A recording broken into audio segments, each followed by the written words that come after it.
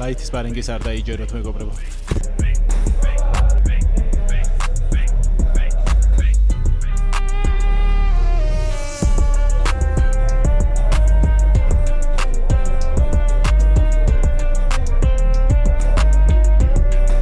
კილოიან კაცთან ჩემი სპარინგი გადაიფიქრე, მაგრამ აი ხო ისე სპარინგი რა შენიშვნებს მოვცემდი.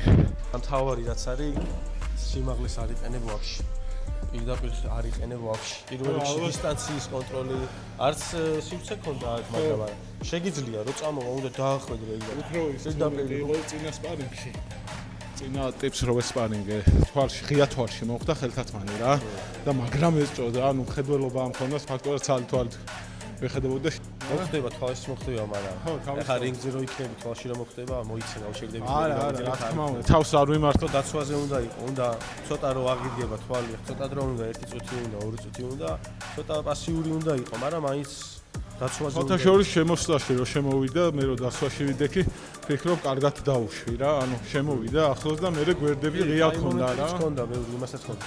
რო გელაპარაკები, ჩემკენ უტრიალდები და ესენი უსვი. ნიკა რომ ელაპარაკებავ ჩერდები და რა მითხარი და იქიდან ბახ რაღაცა ხდება.